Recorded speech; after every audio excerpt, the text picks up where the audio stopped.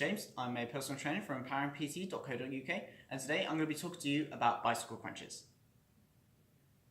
Now, there's a difference between doing a bicycle crunch and looking like a toddler screaming on the floor, having a big old tantrum. And that's quite often what people look like. So I'll show you what I mean. So bicycle crunch from here, keep it nice and slow, controlling the entire movement, focusing on core activation. And then there's the toddler having a tantrum, just flailing around, keeping your knees up constantly rather than extending them out. And frankly, it does look a little bit silly. So what you want to be doing is, like I said, slow it down. That's the first thing. Okay, that will help to squeeze your core that little bit more and focus on those individual contractions of the abs. If you're moving too fast, you're working the muscles for power, and that's really not what you want to be doing. Not with this exercise anyway. Okay, if you could do it fast, yeah, great, sure, but what benefit is that going to be for you?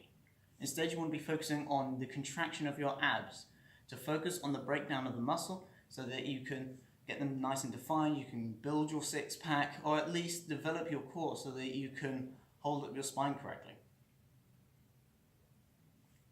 So like I said, you want to keep it nice and slow. Next point being as well, fully extend your legs. If you can do this, if your abs are strong enough, fully extend your legs and push out with your heel. This will help you to use a bigger range of motion with the lower portion of your abs so that you can work it harder. Okay, holding it up here is fine if your lower abs aren't as strong, but try to build it up. Too many people stay in this position, and they have for years, and they haven't progressed with this exercise. Make sure you're constantly progressing. Start off with that if you need to, or even still, if you can't quite do that, have your knees down. Crunch up and bring your knee to elbow, this way round. And then build it up, and then gradually extend your legs until you get to the point where you can fully extend them, keeping the heel just off of the floor.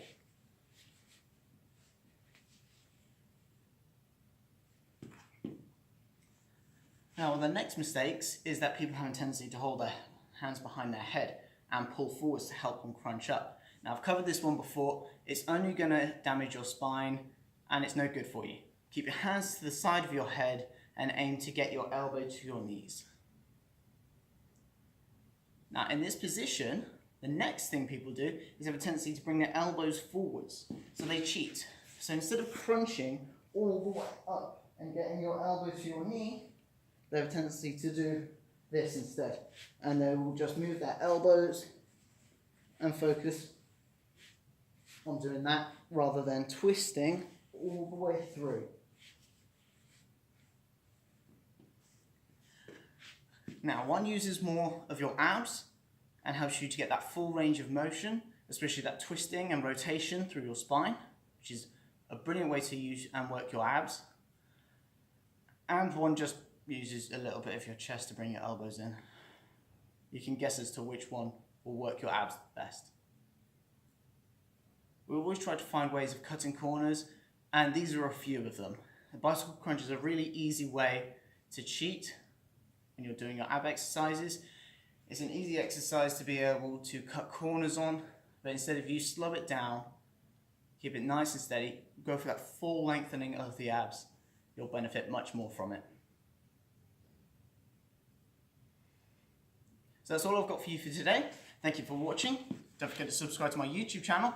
The link is just below. You can also follow me on Facebook, Twitter, and Instagram.